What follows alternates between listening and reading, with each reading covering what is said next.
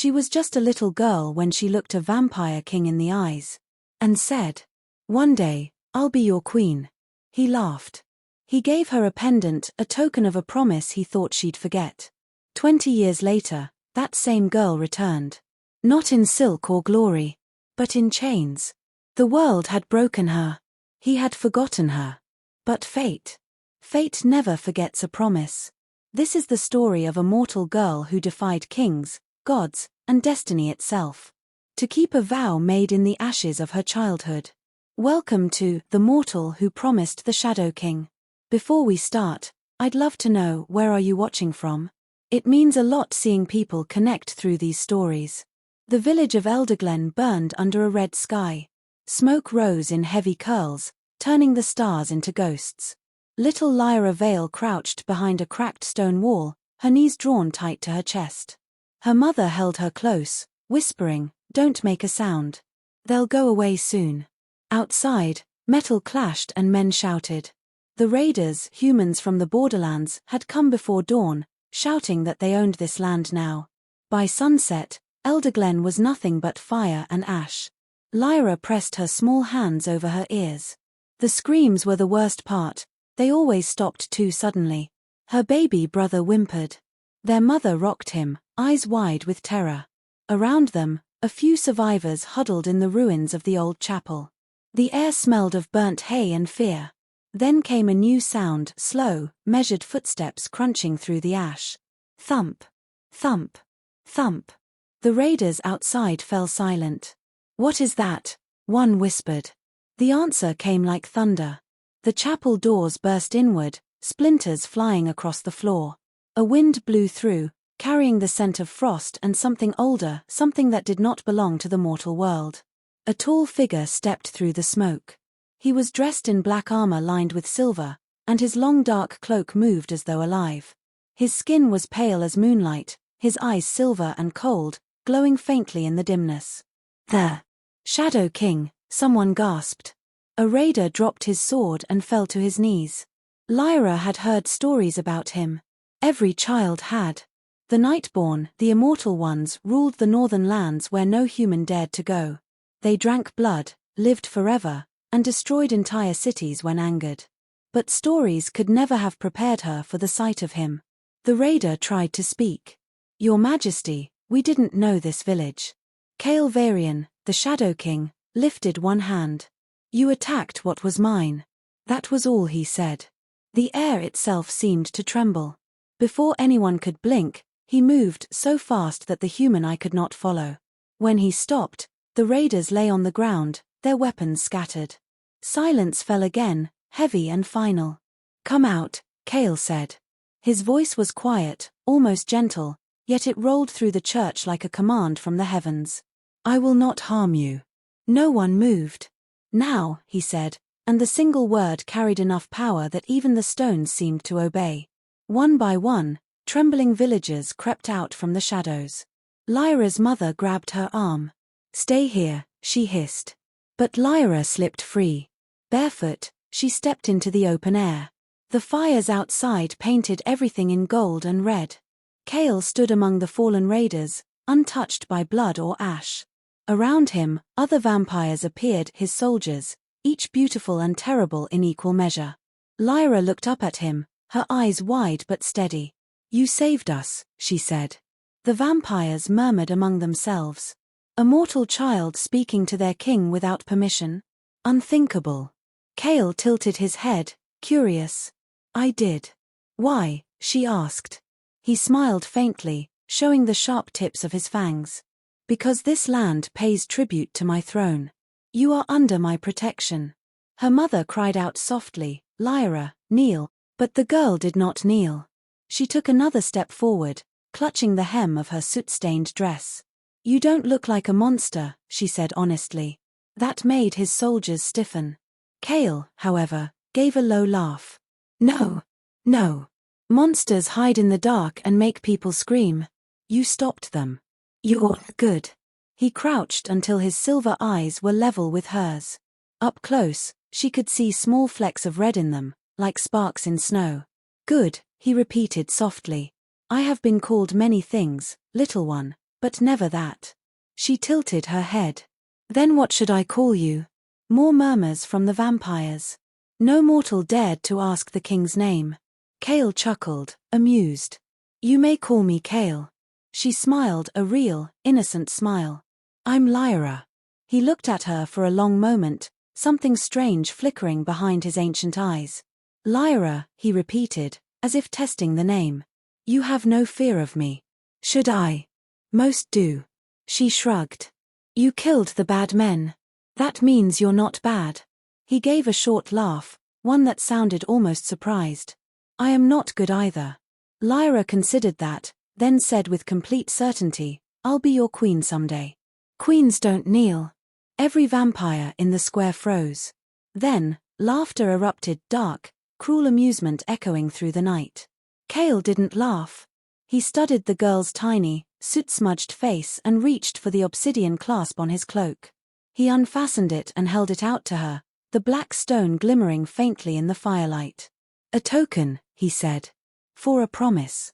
She took it carefully, feeling warmth pulse from it into her palm. A promise. When you are grown, if you still wish to be queen, find me. Show me this crest. We shall see if a mortal child can keep her word. I will, she said without hesitation. I promise. Kale straightened, his cloak swirling around him. We shall see, little Lyra. Then he turned and walked into the darkness, his soldiers melting into shadow behind him. Lyra's mother ran to her, crying and scolding at once, but Lyra hardly heard. She stared down at the pendant in her hand, the black stone warm against her skin. Someday, she thought. Someday I'll find him again. 2 years passed. Elderglen was rebuilt slowly, piece by piece. New homes rose from the ruins. The villagers whispered prayers to the Shadow King each night, leaving bowls of milk on their doorsteps as tribute. Lyra kept the obsidian crest hidden under her dress, close to her heart. Sometimes she dreamed of silver eyes watching her from the dark woods, not cruel, not kind, just waiting. Life returned to a fragile normal. Then, one night, the raiders came again. The attack was faster this time, more ruthless. The fires spread before anyone could scream for help. Lyra, now 9, ran with her mother toward the forest, clutching her brother's hand. Keep running, her mother cried. They didn't make it far. A blade flashed, her mother fell. The boy was dragged away, kicking and screaming. Lyra tried to follow, but rough hands caught her hair and pulled her to the ground. Pretty one, a man sneered, binding her wrists. The markets will pay well for you. Through the roar of flames, Lyra looked back toward the north, where cold mountains marked the edge of the Nightborn kingdom. She waited for the sound of thunder, for silver eyes in the smoke. Nothing came. Kale, she whispered. You promised. Her captors laughed, thinking she begged some forgotten god. Years later, the world blurred into iron and dust. Lyra grew up in chains, passed from one master to another. She learned silence, obedience, and how to hide pain so deep it stopped feeling real. The pendant stayed with her, though she no longer knew why. Its surface was scratched, the black stone dull, but she couldn't throw it away. It was the only thing that felt like hers. Rumors of war reached even the slave pits. The Nightborn and human kingdoms had begun fighting again. Lyra barely listened until the day the sky filled with ash once more. Her caravan was being moved through the border wastelands when the ground shook. The guards shouted. Horses reared. Then came that same sound she remembered from childhood, measured, heavy, unstoppable. Thump. Thump. Thump. Out of the swirling dust rode warriors in black armor. They moved like shadows given form, cutting through the guards with inhuman speed. Screams filled the air, but they were brief, almost mercifully so. When it was over, silence fell. The prisoners huddled together, trembling. Among them, Lyra kept her head down. She knew what Nightborn were: beautiful, merciless predators. She had seen enough cruelty to know that rescue was just another word for a new kind of cage. A tall figure dismounted from a dark horse. His armor gleamed like wet obsidian, and his eyes burned silver beneath his hood. The soldiers bowed. Your Majesty, the human convoy is destroyed. The prisoners await your command. Lyra froze. Majesty. It couldn't be. The Shadow King moved closer, scanning the prisoners one by one. Process them, he said, his voice flat, disinterested. Any with military use to interrogation. The rest. He stopped. His gaze had fallen on her. Lyra kept her eyes on the ground, heart hammering. Don't move. Don't draw attention. That was the first rule of survival. But he was already walking toward her. Each step sounded louder, closer, until the world narrowed to the space between them. He reached out and lifted her chin with one gloved hand. For a moment, neither of them breathed. Her face was thin, her skin marked with the pale scars of old wounds. Yet beneath the dirt, her eyes were still the same shade of blue as a clear winter morning. Around her neck hung the worn obsidian pendant. Cale's breath caught, not that he needed to breathe at all. Lyra, he said softly, the name falling from his lips like a memory made flesh. The soldiers around them exchanged uneasy glances. Kings did not speak to slaves by name. Cale knelt, his voice a low whisper meant for her alone. Do you remember me? Lyra flinched. No, master. Her voice was dry, cracked. Should I? The word master hit him like a blade. He reached for the pendant instead, touching the stone lightly. It was still warm, faintly pulsing as if alive. Where did you get this? He asked. She blinked, confused. A dream, she murmured. A man with silver eyes, and fire. I think he died. You didn't dream it, he said. Behind him, one of his generals spoke hesitantly. Your Majesty, shall we send this one to the camps? Cale stood slowly. His expression hardened, but his tone was calm. No. This one goes to the royal citadel. She will be treated and guarded. Personally. The general hesitated. She's human, sire. A slave. Cale's eyes turned to silver fire. Do you question me? The man dropped to one knee. Never, my king. Then do as I say.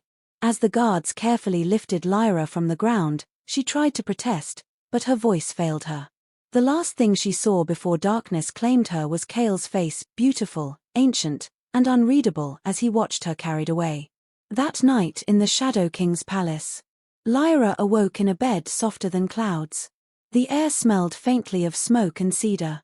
She sat up sharply, expecting chains, but there were none. A vampire woman in healer's robes stood beside her, holding a crystal vial of red liquid. Drink this. It will heal you. Lyra pressed herself against the headboard. No. It isn't poison, the healer said patiently. It's blood mixed with herbs. Without it, you'll die. Then I'll die, Lyra said flatly.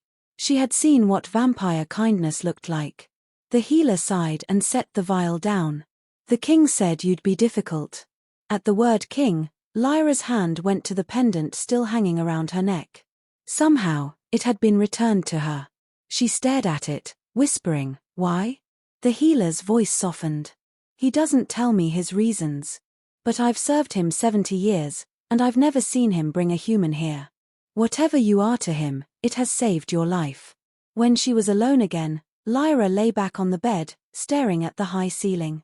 Moonlight spilled across the marble floor, cold and white. She didn't understand any of it, the rescue, the kindness, the name that sounded familiar but meant nothing. She touched the pendant again. It pulsed faintly beneath her fingertips, like a heartbeat. Somewhere deep inside her memory, she saw fire and silver eyes. A voice whispered, when you are grown, find me. Her throat tightened. Cale, she whispered the name without knowing why. Outside her window, the night wind carried a distant sound, hooves striking stone, echoing like a heartbeat across the city of shadows. The king couldn't sleep either. The morning in the Shadow King's citadel was not like any morning Lyra had ever known. The sun rose pale and distant, its light filtered through enchanted glass that softened its warmth. The vampires liked the idea of day, but not its sting. She sat on the edge of the bed, staring at her reflection in the mirror. The woman looking back at her was thinner than she remembered, with tangled hair and tired eyes. She could barely recognize the child who once thought the world was full of miracles. A soft knock came at the door. A tall vampire stepped in. His uniform was black and trimmed in crimson. He bowed slightly, less a gesture of respect, more of acknowledgement. "The king requests your presence." Lyra hesitated. "Why?" The soldier didn't answer, only gestured toward the hallway. It would be unwise to keep him waiting. Her bare feet touched the cold marble floor. Every step echoed as they walked through the palace corridors.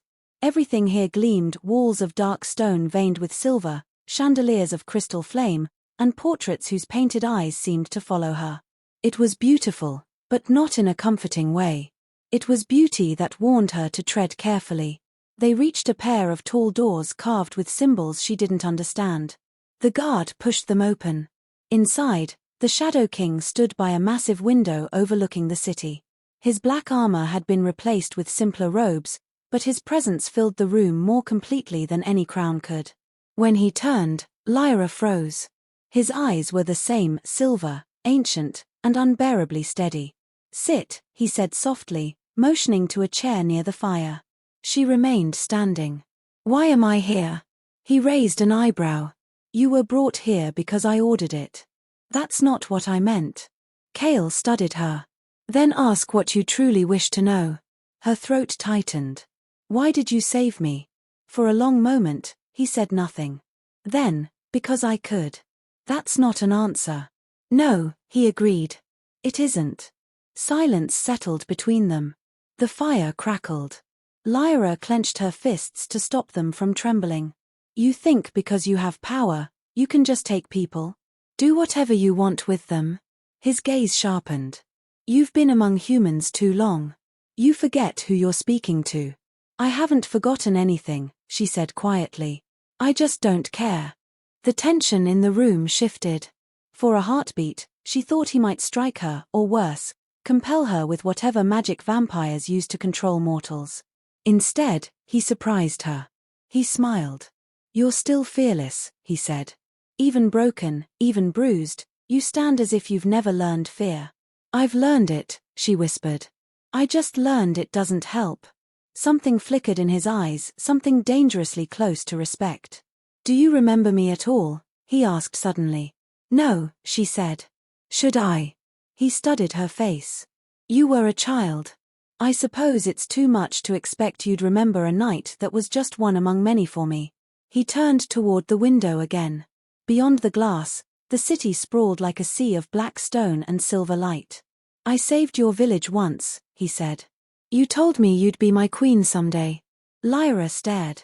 "That's impossible." Kale reached for something on his desk. He held it up, an identical obsidian pendant, twin to the one she wore. "This was mine," he said. "And that," he nodded toward her chest, "was yours." Her fingers moved to the pendant instinctively. The same shape, the same carved crown.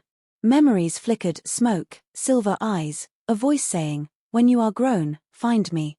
She shook her head. "No. That was a dream." "It wasn't," he said softly. She didn't believe him. She didn't want to. The idea that the same being who let her world burn twice could stand here, calm and untouched, filled her with a heat she hadn't felt in years. "You could have come back," she said bitterly. "You could have stopped what happened." Kale's jaw tightened. "Perhaps. But I didn't know. You're a king. You know everything." His voice dropped, low and cold. "Even kings are blind to what they're not told." The firelight threw sharp shadows across his face. He looked not like a man but something carved from moonlight and regret.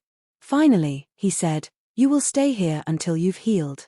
After that, you may choose where to go." Lyra laughed without humor. "Choose? That's not what vampires do. You don't give choices." "I do now," he said. Before she could answer, the doors opened. A vampire general entered, broad-shouldered, his armor still streaked with blood. He bowed stiffly. "Your Majesty, forgive the interruption." "What is it, Kaysin?" Kale asked, his voice instantly colder. "The council demands your presence. They're concerned about your new guest." Kale's eyes flicked to Lyra. "Tell them they may remain concerned." Kaysin hesitated. "They claim the humans know she's here. There are rumors she's a symbol, the mortal queen who will end the Nightborn reign." Lyra flinched. That's absurd.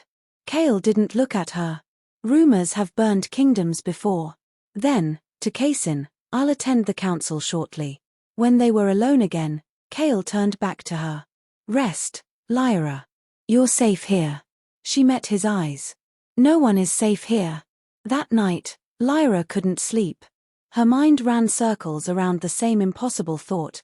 The Shadow King remembered me. And worse, I once promised to be his queen. She laughed bitterly in the darkness. Stupid child, she whispered. You promised a monster. Outside, snow began to fall. In the silence, she thought she heard a voice carried on the wind. When you are grown, find me. She closed her eyes. I wish I hadn't. The next morning, the palace was alive with whispers. Servants hurried through corridors, guards stood stiffer at their posts, and wherever Lyra walked, eyes followed her. To the vampires, she was a curiosity, an uninvited guest kept alive by the king's personal command. To the human slaves who worked the kitchens and stables, she was something more. They looked at her with a strange kind of hope. By midday, she had had enough of the stairs. She left her chamber and wandered into the quieter halls, her bare feet silent against the polished stone. The palace was enormous. Every wall was carved with ancient runes, every window framed in silver. Paintings showed wars fought long before she was born, armies of vampires standing beneath a red moon, kings crowned in blood and shadow. She stopped before one painting that made her stomach twist. It showed a human village burning while a figure in black armor stood at the center, silver eyes shining in the firelight. Her breath caught. It was him. It was that night. You remember it. His voice came from behind her. She turned sharply. Kale stood in the doorway, hands clasped behind his back. He had changed into simple dark robes, but even dressed plainly, he seemed impossibly regal. This was your village, he said quietly, walking closer. Elder Glen. How do you know? She asked, though she already knew the answer. I had the artist paint it, he said. So I would remember the night a child defied me. Lyra's throat tightened. Why? Because you were the first mortal who looked at me without fear. She shook her head. I was a foolish child. Perhaps, Kale said. But you were right about one thing. What's that? You told me I wasn't a monster. He paused. I didn't believe you then. I'm not sure I believe you now. Her voice trembled with anger. You saved us once, and then you let us die. His silver eyes narrowed. What do you mean? 2 years after that night, they came again. Different raiders, but they said this land was disputed territory. They said your protection meant nothing. Kale went still. That's impossible. Elder Glen was under my decree. Well, your decree didn't save anyone, she snapped. They burned everything. My mother. My brother. Everyone. Her voice cracked, but she didn't look away from him. I waited for you. I waited for the Shadow King to come again. But you never did. Kale's face hardened, but not with anger, with realization. The border commanders, he said slowly. They must have failed to report the raid. You failed, Lyra said. You gave a little girl hope and then abandoned her to hell. The words hung in the air like knives. Finally, Kale said quietly, you're right. She blinked, taken aback. What? I failed you, he repeated. And there is nothing I can say to change that. The admission stole her fury. For the first time, she saw not a king or a monster, but a man tired, ancient, and heavy with regret. She sank to the floor, tears burning her eyes. Why did you bother saving me now? Because I should have done it then, he said. Before either could speak again, heavy footsteps echoed down the corridor. General Kaisin appeared, his expression tense. Your Majesty, forgive me. The council is gathered. They demand an answer. Kale turned toward him. Tell them I'm coming. Kaisin hesitated, glancing at Lyra. Sire, perhaps it would be wise if the human returned to her quarters. She stays, Kale said. Kaisin's jaw tightened. As you wish. When the general left, Lyra looked up at Kale. You should go. He studied her for a moment, then reached down and picked up the pendant that had fallen from her neck. He placed it back into her hand, his fingers brushing hers, cool and steady. I can't give you back what you lost, he said softly. But I can give you a choice. Stay. Heal. When you're ready, decide what you want to do with your life. What if I want to leave? Then I'll let you, he said. His voice was calm, but there was something in his eyes that contradicted the words. Why do you care? She whispered. He smiled faintly. Because the fearless child who promised to be queen is still in there somewhere. I'd like to see if she keeps her promise. He left before she could answer. Later that night, Kale stood before his council. The great chamber buzzed with tension. Half a dozen vampires sat around a table carved from onyx, their faces pale in the torchlight. This is unacceptable, General Kaysen began. You've brought a human slave into the royal citadel. Do you understand what message that sends? Kale's voice was calm, but his words were sharp. I understand perfectly. I am king. I require no one's permission. She could be a spy, another counselor argued. The human kingdoms are desperate. They would use any means to infiltrate us. She's barely alive, Kale replied. She's no threat. Then why keep her? Asked Lady Seraphine, the king's oldest advisor, and once, long ago, something more. Her crimson eyes gleamed with suspicion. What is she to you? Kale's gaze flicked toward her. Someone who made a promise. The council exchanged uneasy looks. Seraphine's voice softened, but her tone carried steel. You risk your kingdom for sentiment, Kale. That is dangerous. So is questioning me, he said quietly. The room fell silent. At last, he said, she remains under my protection. This discussion is over. When the council dispersed, Seraphine lingered at the door. You're changing, she said.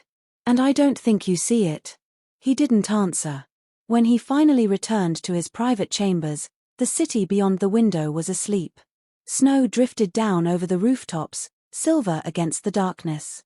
He thought of Lyra, of the girl who had once promised to be his queen, and the woman who now looked at him like he was a ghost from her nightmares. For the first time in centuries, the immortal king felt something strange and unsettling. It wasn't hunger. It wasn't power. It was guilt. And beneath it, something worse, something that felt dangerously close to hope. Winter settled over the nightborn capital like a shroud. Frost traced the windows of the citadel, and every breath rose in silver clouds. Lyra had been there a month. She healed quickly, but the bruises inside her refused to fade. At first she avoided the king. Yet every corridor seemed to carry his presence, the quiet authority in the way servants moved, the way guards stiffened when his name was spoken. He was everywhere, even when unseen. One night she dreamed of fire again. In the dream a man's voice said, "When you are grown, find me." When she woke, the pendant at her throat was warm, almost alive. The council's unease. General Kaysen entered Kale's strategy room.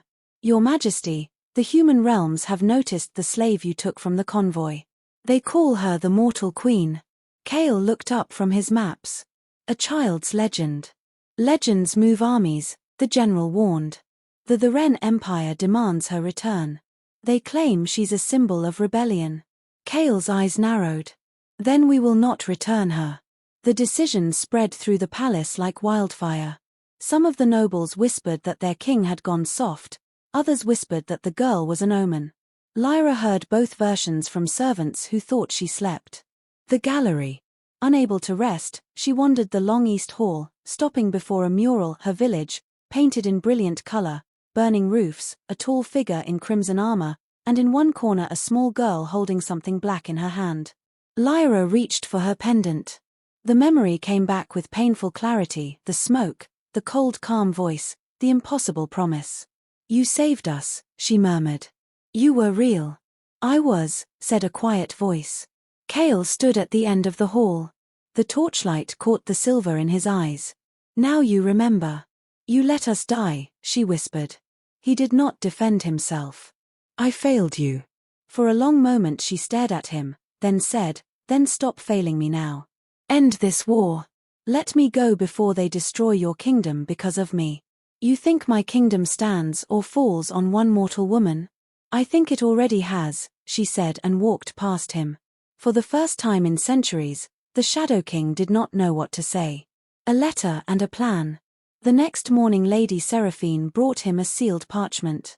From the Ren Emperor himself. 20 vampire captains in exchange for the human woman. Kale crushed the letter in his hand. No. You would risk thousands of your own soldiers for her, she pressed. He turned away. You mistake loyalty for weakness. But that night, alone, he stood on the balcony and looked toward the eastern border where war burned red against the sky. Every rational thought told him to send her away. His heart, long silent, refused. Below, in the servants' wing, Lyra packed what little she owned. She had overheard enough. Kingdoms arguing over her name, soldiers dying for her existence. She would not be anyone's reason for bloodshed again. The hour before dawn was the coldest. Lyra waited until the palace bells marked the change of guard, then slipped through the laundry gate dressed in plain servant clothes. Snow muffled her footsteps. The city beyond the walls slept under pale moonlight. Freedom lay somewhere beyond the eastern road. Discovery. Kale felt the wrongness the moment he woke. The air in the citadel seemed thinner. He crossed to her chamber. The bed was neatly made, the window open to the snow. On the pillow lay the pendant's broken cord. For a heartbeat he simply stared, unable to move. Then his voice rolled through the corridors like thunder. Kaisin. Within minutes the palace was in motion, trackers, scouts, soldiers flooding the streets. Kale rode out himself, cloak snapping in the wind. She's been gone less than an hour, Kaisin shouted over the hooves' thunder. We can still catch her.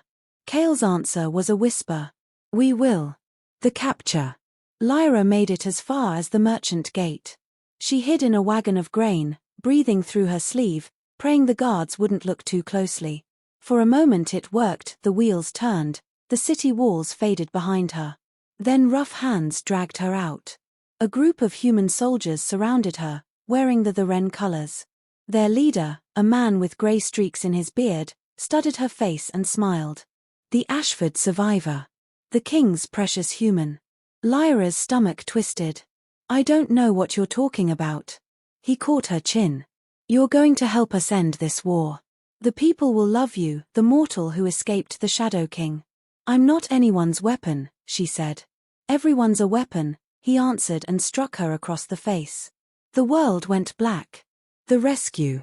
When she opened her eyes, she was in a moving cart, wrists bound with iron that burned. Snowflakes drifted through the slats. Outside, men rode beside the wagon, laughing. Then the laughter stopped. A wind howled across the plain, cold enough to freeze bone. Horses reared. Shadows slid across the snow, tall, fast, merciless. The Shadow King had come. He appeared through the blizzard like living stormlight, his armor dark against the white world. His sword gleamed once, twice, then silence. The men who had captured her lay scattered, the snow around them already covering their blood. Kale tore the wagon door from its hinges. His voice was hoarse, ragged. You ran. I was trying to save your kingdom, she whispered. My kingdom can burn, he said. But not you. He broke her chains with his bare hands. The iron hissed and fell away. For a long moment they only looked at each other, her eyes wide with disbelief, his filled with a fury that wasn't anger but fear. Come home, he said. She nodded once, too tired to argue. All right. Return to Shadow. They rode back under a grey dawn. When the city gates opened, the courtiers who saw them whispered that their king looked like death itself, his armor torn, his face pale, but his eyes alive in a way they hadn't been in years. He didn't take her to the infirmary this time. Instead he led her to the West Wing, rooms once reserved for visiting rulers. The servants bowed without meeting her gaze. At the door he stopped. You could have been free. I was, she said quietly. For a little while. Then why didn't you keep running? Lyra looked at him. Because I realized freedom isn't the same as living. He studied her, then nodded slightly. Rest. We will speak tomorrow. Whispers in the dark. That night Lady Seraphine found him in the throne room, still in his torn armor. They'll say you've gone mad, she warned. You led 30 warriors into enemy lands for one woman. Let them talk. Do you love her? Kale's expression did not change. I don't remember what that word means. Then learn quickly, Seraphine said. Because the world has already decided you do. Resolution. In her new chamber Lyra lay awake, the repaired pendant once again at her throat. Outside, the city lights flickered like scattered stars. Somewhere beyond those walls, armies were still marching, and she was the reason. She closed her eyes. For the first time in years she allowed herself a fragile, foolish thought. Maybe I'm not meant to run anymore. The day after the rescue, Kale's palace stood hushed. Even the wind seemed careful not to disturb the anger simmering through the citadel. Every servant knew what had happened. The Shadow King had ridden into enemy territory and returned drenched in blood with the human woman in his arms. Lyra woke in the West Wing chamber, sunlight cutting pale lines across the floor. Her body ached, but she was alive and safe, though she hated the word. She remembered the way Kale had looked at her in the wagon doorway, equal parts fury and relief. That image refused to leave her. When a knock came, she expected a guard. Instead Kale entered himself, wearing a dark tunic instead of armor. He seemed younger without the crown, though the silver in his eyes stayed unchanged. You should rest, he said. I'm not tired. You nearly died. I've nearly died before. They regarded each other across the wide room until Kale sighed and moved to the window. You shouldn't have run. You can't hide from what you are. I'm not anyone special, she said. That's where you're wrong. He turned toward her. They're calling you the Mortal Queen. The humans rally behind your name. My council sees you as a threat, and my enemies think you're a weapon. You've become a story whether you like it or not. She gave a short laugh. Stories lie. Then make them tell the truth. He left before she could answer, but his words lingered. The council divides. Later that day Kale faced his generals. Lady Seraphine spoke first, her tone like the edge of a blade. The king endangers us all. One human life is not worth a kingdom. She's under my protection, Kale said. Then protect your people first. General Kaysin slammed a gauntleted hand on the table. The Ren armies are gathering at the border. They believe the king will move heaven and hell for that woman. They're right. Kale's gaze swept the room. Prepare the defenses. And remember this, our strength has never come from fear. When the council dispersed, whispers followed, he fights for her. Lyra's resolve. That night Lyra walked the training yards. Soldiers paused mid-drill to watch the small human who had survived the Shadow King's wrath. She picked up a wooden staff left on the ground and tested its weight. Captain Reese, one of Kale's youngest commanders, approached. You planning to fight a war with that? If I must. He smiled faintly. You'll need lessons. She met his gaze. Then teach me. Reese hesitated, then nodded.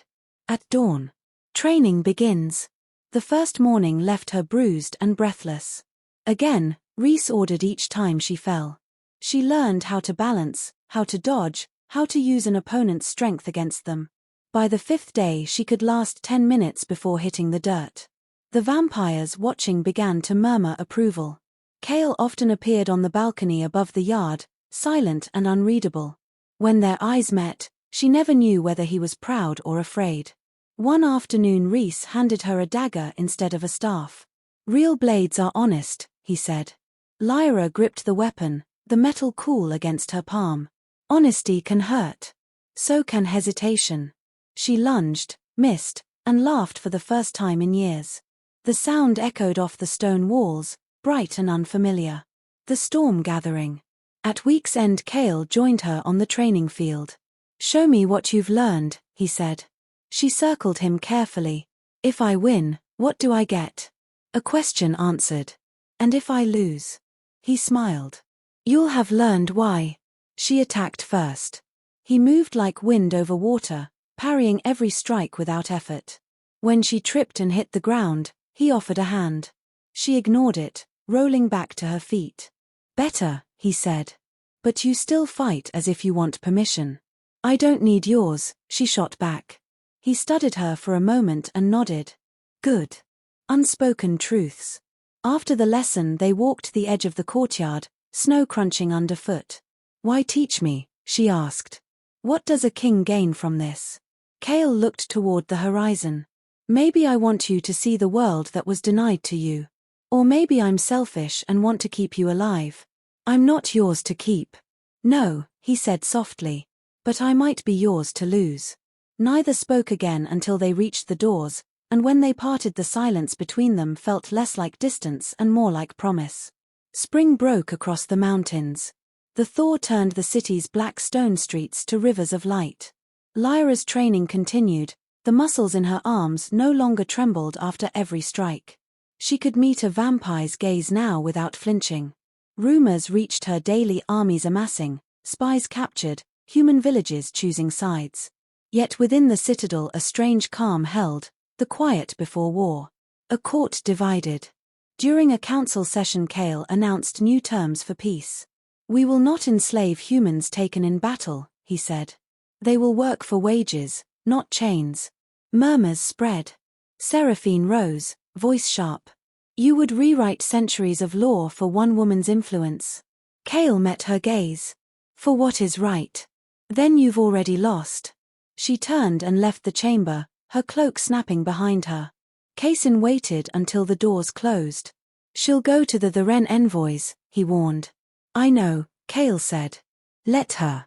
Lyra's growth. That evening Lyra found Kale in the library, surrounded by scrolls. You stood against them for me, she said. I stood for justice. Justice is a word kings use when they want to feel human. He almost smiled. And what word would you use? Forgiveness, she said. But that one's harder. Kale looked at her, seeing not the slave he had rescued but a woman who could stand beside him without fear. You've changed. So have you. The attack. The peace they built lasted 3 days. Just before dawn an explosion ripped through the eastern wall. Bells rang, soldiers poured into the courtyard. Lyra grabbed the dagger Reese had given her and ran toward the noise. The Ren assassins, humans dressed in black, had breached the palace. Their target was clear, the mortal queen. Reese found her first. Stay behind me. No, she said. I fight. They moved as one. Steel clashed, sparks flew. Lyra's heart pounded but her hands were steady. When an assassin lunged at Reese from behind, she threw her dagger and struck true. The man fell. For a heartbeat everything froze, the shock of taking a life, the strange calm that followed. Then Kale appeared, his cloak sweeping through the smoke. Are you hurt? No, she said, breathing hard. But I killed him. He searched her face. Does it trouble you? I don't know. Then you're still human, he said. Aftermath. When the last intruder was dead, Kale ordered the gates sealed. This was Seraphine's doing, Kaysen said grimly. She betrayed us. Kale's expression hardened. Then she'll answer for it. Later, in the quiet of the infirmary, Lyra sat alone washing blood from her hands. Kale entered silently and placed a small silver ring beside her. For protection, he said. She looked up. You can't protect me from everything. I can try. Their hands brushed. The contact was brief but enough to make her heart twist painfully. First Council of Equals. A week later Kale summoned her to the throne room. The council was gathered, the atmosphere tense. Lyra Vale, he said formally, you have shown courage beyond expectation. From this day you will sit in my council as advisor on human affairs. Gasps circled the room. Seraphine's seat was empty, her name now cursed as traitor. Lyra bowed her head. If I serve, it will be to end the war, not to rule. Kale inclined his head. Then we share the same purpose. Quiet confession. That evening they met again on the balcony overlooking the city. Lanterns glowed below like fallen stars. When I first saw you in chains, Kale said, I thought saving you would ease my guilt.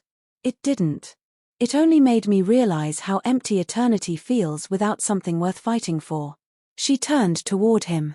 And what is that something? He reached out, fingers barely touching the edge of her sleeve. Maybe it's you. Lyra didn't pull away, but her voice was steady. Then fight for peace first. Fight for both our worlds. Only then can I believe you. Kale's smile was faint, almost weary. Then that will be my war. The vow of spring. Weeks later, when the first blossoms appeared on the mountain trees, the Shadow King rode out at dawn with his armies to the eastern front. Lyra watched from the citadel walls, the silver ring on her finger catching the light. She whispered a prayer she didn't believe in. "Come back." The wind carried no answer, but she thought she heard the faint echo of his voice somewhere across the distance. Always. Summer washed the snow from the mountains. The citadel's courtyards filled with the clang of weapons and the scent of steel polish. Lyra trained daily, sometimes with Rhys, sometimes alone. The bruises that once marked her skin had turned to muscle, her movements grew faster, surer. She no longer flinched when vampires bared their fangs. She had seen too much of their world to be afraid. One afternoon she sparred with Rhys before a ring of watching soldiers. The sun caught the edge of her blade, her hair shone gold against the dark uniforms. When he lunged, she dropped low and swept his feet out from under him. The crowd broke into cheers. From the balcony, Cale watched. Pride glimmered behind his calm expression. When she offered Rhys a hand up, Cale turned away before anyone saw his smile. The court shifts. Rumors of her skill spread through the palace faster than fire through dry grass. Some vampires mocked, others began to respect her. The human servants whispered that she was a sign that change was coming. Lady Seraphine's betrayal had left a scar in the court, and Cale used it to rebuild. He placed humans in positions once reserved for lesser nobles, scribes, messengers, healers. If they bleed for our wars, he told the council, they deserve to live in our peace. Old lords protested, but Lyra stood beside him during each session, calm and unyielding. When disputes arose, she spoke simply, asking questions that sliced through layers of politics. Even the skeptics learned to listen. Kaysen admitted privately, she commands the room like she was born to it. Cale's answer was quiet. Perhaps she was. A test of strength. The summer festival approached, a night of combat games held to honor the Nightborn ancestors. Tradition allowed any warrior, mortal or immortal, to fight for the right to lead a regiment. Rhys urged her to join. You'll never earn full respect until you beat them at their own game. Lyra hesitated. And if I lose? Then they'll know you had the courage to try. When Cale learned of her entry, he said nothing, only sent her a sword made of tempered silver steel. Its weight balanced perfectly in her hand. The arena blazed with torches. Thousands filled the stands. When Lyra stepped onto the sand, the crowd fell silent, one human among vampires. She faced 3 opponents in turn. Each fight left her trembling but unbroken. The last duel pitted her against Rhys himself. Their blades clashed in a rhythm of trust and rivalry until she disarmed him with a swift twist. The spectators erupted into applause. Cale descended from his throne to the arena floor. You've earned your place among us, he said, his voice carrying over the noise. From this day, Lyra of Elderglen commands the Queen's Guard. The title drew gasps. There was no queen. Not yet. Quiet after the storm. That night she found Cale on the ramparts, watching the city's lights flicker below. You shouldn't have given me that title, she said. Why not? Because people will think. They already think, he interrupted. Let them. She stood beside him in silence. The wind tangled her hair, his cloak brushed her arm. Finally she said, You trust me with a sword but not with the truth. Why? Cale's answer came slowly. Because the truth is dangerous even to those who speak it. He looked out over his kingdom. The priests have found something in the old archives. A prophecy. The scroll was older than any living vampire. Ink faded, parchment brittle.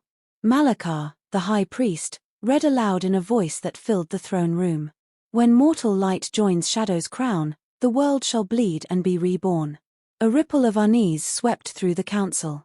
Malakar continued, It speaks of the union between the Nightborn king and a mortal queen. Their bond will end the age of darkness, by fire or by peace. Cale's expression did not change. Prophecies are for those afraid to choose their own path. Malakar bowed. And yet, my king, the signs align. The war, the girl from the ashes, the obsidian token. You cannot ignore them. Kaysen slammed his fist on the table.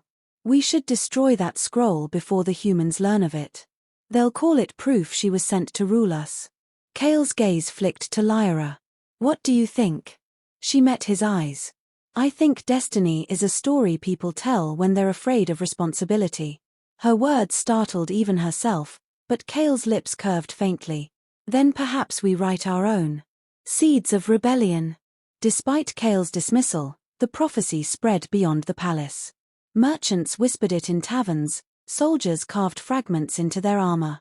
Some believed Lyra was the savior who would end centuries of bloodshed. Others claimed she was the spark that would burn the Nightborn Empire to ash.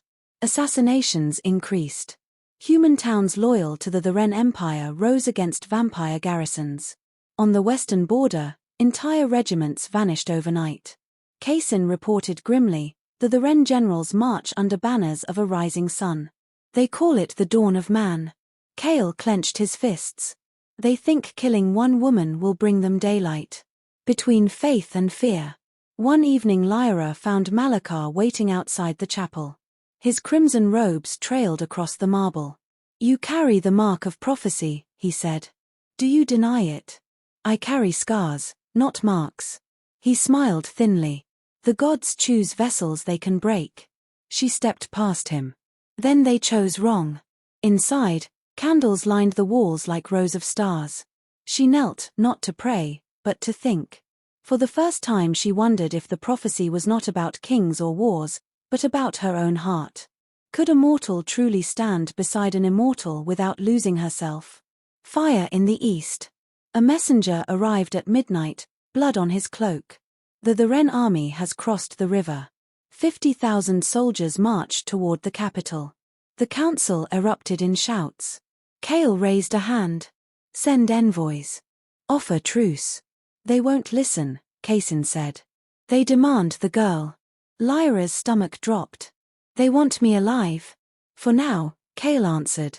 They call you their light. Then give me to them, she said. If my capture stops this war. No, his voice cut through hers like steel. I will not trade one life for thousands. She met his gaze. Then you'll lose them all. The silence that followed was heavier than any threat. The night before the siege. Rain swept across the city as soldiers prepared the defenses. From the palace balcony Lyra watched the glow of enemy fires on the horizon. Kale joined her, rain soaking his dark hair. Tomorrow the world will decide what we are, he said. King and prisoner, she asked. He turned to her. No. Two souls standing between past and future. Thunder rolled over the mountains. For a heartbeat the sky blazed white, and she saw him not as the shadow that haunted her childhood but as a man willing to fight against fate itself. She reached for his hand. Then let's end it our way. The dawn that should have brought light came red instead. From the citadel walls the horizon burned with thousands of enemy torches. 50,000 men stood beneath banners painted with a rising sun. Their drums rolled through the valley like thunder. Kale stood beside Lyra on the battlements. They think fire will kill darkness, he said. They forget that darkness swallows flame when the fuel runs out. Below, the Nightborn legions formed ranks, black armor, silver standards, silent as statues. The air itself seemed to tremble. Kaisin approached. The Ren commander demands parley. He asks for the mortal queen. Kale's expression didn't change. He'll have my answer soon enough. When the general left, Lyra turned to him. If you refuse, they'll attack. They'll attack anyway. She reached for the ring he had given her.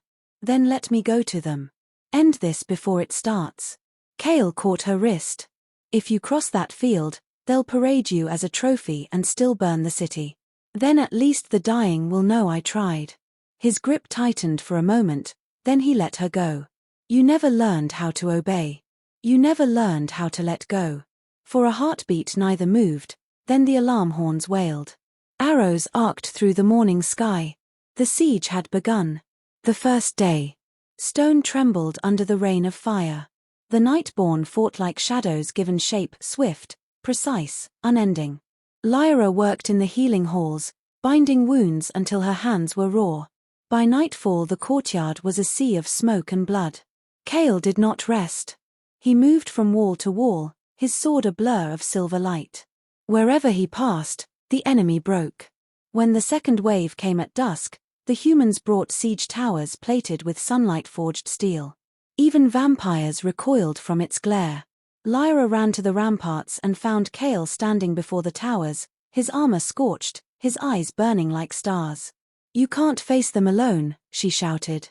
"I was alone long before this." He lifted his hand. The ground split, releasing a storm of black fire, the magic of the old kings, forbidden for centuries. The towers melted where they stood, the screams echoed for miles. When it was over, Kale swayed on his feet. Lyra rushed to him, catching his arm. "You used too much. Power always asks a price," he murmured, and collapsed. The healer's vigil. For 2 nights he hovered between life and death. His blood was colder than ice, the veins in his skin glowed faintly with shadow light. The court physicians could do nothing. Lyra stayed beside him, bathing his forehead, whispering fragments of old prayers she no longer believed. On the 3rd night his eyes opened. "You stayed. You ordered me to." He smiled weakly. "You still don't follow orders." Relief broke through her exhaustion, tears slipped down her cheeks. "You're impossible." "Good," he whispered. "It means I'm still king." Outside, the drums had fallen silent. The enemy had withdrawn to regroup. A fragile pause held the world. The pause lasted 3 days. On the 4th, a single rider appeared at the gates carrying a white flag. The Wren commander wished to speak with the mortal queen herself. Kale forbade it. Lyra went anyway. They met in the no-man's land between armies. The commander dismounted, a tall man with weather-beaten skin and eyes like cold iron. "Lyra Vale," he said. "Your name is legend. I'm tired of legends. Then end this. Walk with me to our camp. Tell your king to surrender, and I'll spare his people. You'll kill him. Of course. Every empire needs a martyr." She studied him. "And if I refuse?" He nodded toward the valley. "Then the sun will rise red with blood." Behind her Kale's voice rang out, "Touch her, and I'll drown your army in night." The commander's smirk faltered. Shadows thickened at the edges of the field, twisting into shapes with eyes of silver flame. The Nightborn magic answered its master's rage. Lyra turned back to Kale. "No more death. If you destroy them, you'll prove every story about you true. And if I don't," he said, "we all die. Then let them see you choose mercy." For a moment he stood motionless. Then he lowered his hand, and the shadows dissolved into mist. "Go," he told the commander. "Tell your emperor the war ends when he learns peace." The human hesitated, then retreated, leaving behind a silence heavy as thunder before rain. Aftermath of restraint. When they returned to the citadel, the soldiers stared in disbelief. No one had ever seen their king show mercy. Kaysen pulled Lyra aside. "You may have saved us today, or doomed us later. I'll take the risk," she said. "Someone has to break the circle." That night the council met again. Kale declared an armistice. The Nightborn would withdraw from human lands if the Wren armies did the same. Messengers flew across the borders carrying his seal. Malakar the priest warned, "The prophecy moves. The union of light and shadow has begun." Kale's answer was weary.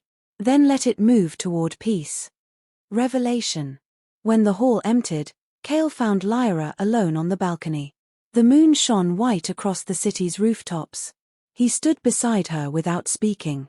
She said quietly, "You could have killed them all. I wanted to. And yet you didn't. I saw what you saw, the end of everything. I don't want our story written in ashes."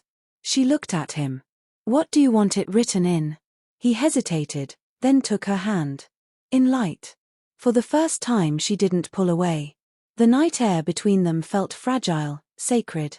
Somewhere far below, the city bells rang midnight. The omen. At dawn a messenger arrived breathless. The Wren army had broken camp. They were retreating east, leaving behind empty fires. Kaysen delivered the news with disbelief. "They're gone." Kale exhaled slowly. "Then perhaps the world has grown tired of war." But Malakar's face was grave. "Peace born of prophecy is never simple. The scroll speaks of fire reborn. The world is not done testing you. Lyra touched the pendant at her throat. Then we'll face whatever comes. Kale met her eyes. Together. Epilogue of the battle's dawn. As the sun climbed above the mountains, its light touched the towers of the citadel, gold on black stone, bright on shadow. The vampires bowed their heads, the humans within the walls lifted their faces. For the first time in centuries, daylight entered the city of night and did not burn. Lyra stood beside Kale on the highest balcony. "Do you see it?" she asked. He nodded. "A new world." "Not yet," she said. "But maybe we've started one." He looked at her then, really looked, and saw not the frightened child or the broken slave but the woman who had faced armies and changed him. "Lyra Vale," he said softly. "You once promised to be my queen." She smiled, faint and weary but unafraid. "Perhaps I already am." Months passed. The Wren army never returned, and the Nightborn withdrew behind their borders. Trade caravans began to cross the passes again. Farmers sowed the black soil outside the walls. For the first time in generations, the mountains echoed with the sound of hammers building rather than swords clashing. Lyra worked from dawn to dusk drafting new accords. Kale gave her authority to negotiate with the human lords who arrived seeking treaties. In every meeting she spoke plainly. Peace isn't trust. It's a place where trust can start. Her words spread faster than any decree. The humans began to call her the queen of the truce. Within the palace, soldiers and servants alike whispered that the prophecy was coming true. Kale tried to ignore the whispers. He spent his nights riding the borders, inspecting outposts, pretending the silence of peace did not frighten him. He had lived too long in war to believe quiet could last. The Festival of Unity. To celebrate the armistice, Lyra proposed a public feast inside the citadel gates, humans and vampires sharing one table. The council balked, but Kale said, "If we cannot eat together, we will never live together." The great square glittered with lanterns. Human musicians played, vampire dancers whirled through their own shadowed steps. Lyra moved among them, laughing, the silver ring catching the firelight. For one night, fear seemed to vanish. Kale watched her from the edge of the crowd. When she caught his eye, she crossed to him. "You're not celebrating," she teased. "I don't dance." "Then watch." She took his hand before he could refuse and led him into the circle. The music slowed, the crowd parted. He moved stiffly at first, unused to such closeness, but her laughter softened him. The audience began to cheer, chanting their names. When the song ended, she whispered, "For tonight, just Kale and Lyra." "For tonight," he agreed. Echoes of the prophecy. Later, in the quiet of the throne room, Malakar waited. "The prophecy nears completion," he said. "You have united light and shadow. But rebirth demands sacrifice." Kale's voice was cold. "I've sacrificed enough. The gods disagree." He dismissed the priest, but the warning stayed in his mind. That night he dreamed of fire consuming the city and Lyra standing at the center, untouched, her eyes bright as dawn. When he woke, the sky outside glowed red. The fire returns. A series of explosions shook the lower quarter. Kale and Lyra ran to the ramparts. Flames climbed from the warehouses, the Wren insurgents hiding among the merchants. The fragile peace shattered. Kale ordered the guard to seal the gates. No one leaves until the culprits are found. But as the soldiers moved, a second blast tore through the eastern wall. Smoke rolled upward, carrying screams. Through it rode riders bearing the sun-emblazoned standard. Kaysin's voice rang out. "It's a coup. They were waiting for our guard to falter." Kale drew his sword. "Get her to safety." Lyra shook her head. "Not again. I fight." The battle lasted through the night. The Wren rebels fought like men with nothing to lose. Within hours the eastern quarter was rubble. Lyra led civilians through the tunnels beneath the palace while Kale and his captains held the walls. When she emerged again, dawn was breaking. Smoke veiled the sun. She climbed to the battlements and saw Kale surrounded, bleeding, but still standing. Without thinking, she ran to him. "Kale." A rebel lunged at her. She ducked, snatched a fallen spear, and drove it forward. Kale caught her arm before she fell. "You shouldn't have come." You knew I would. Behind them, the rebel commander, the same man who had once demanded her surrender, raised a fire lance powered by sunlight. The beam struck the parapet. The world erupted. The sacrifice. When the smoke cleared, half the wall was gone. Kale lay on the stones, his body flickering with shadowlight, the ancient magic that sustained him burning out. Lyra knelt beside him, blood on her hands. You can't die, she whispered. Immortality was a curse, he said softly. Maybe this is freedom. No, she cried. There has to be another way. He reached for the pendant around her neck. The prophecy, rebirth through fire. It doesn't mean destruction. It means transformation. What are you doing? Giving the world back its dawn. He pressed the pendant into her palm. Light and shadow together. You must finish it. Before she could stop him, he pulled her close and kissed her forehead. Live, Lyra Vale. Be the queen you promised to be. The shadowlight flared, engulfing them both in blinding radiance. The new dawn. When the light faded, the battlefield was still. The Ren rebels had vanished, no corpses, no weapons, only ash carried by the wind. The city's fires had gone out. In the center of the ruined wall stood Lyra alone, the pendant fused into a small black crown. She looked toward the horizon. The sun rose higher, and for the first time in known history, its rays touched vampire skin without burning. The Nightborn soldiers fell to their knees, shielding their eyes, laughing through tears. Kaysen approached slowly. He's gone, isn't he? Lyra nodded. No. He became what he always was, the bridge between night and day. A world reborn. In the months that followed, the Nightborn and humans rebuilt together. The citadel walls gleamed with both silver and gold. Trade roads reopened. Songs spread across both realms about the Shadow King who turned to light and the mortal queen who carried his will. Lyra ruled not with decrees but with example.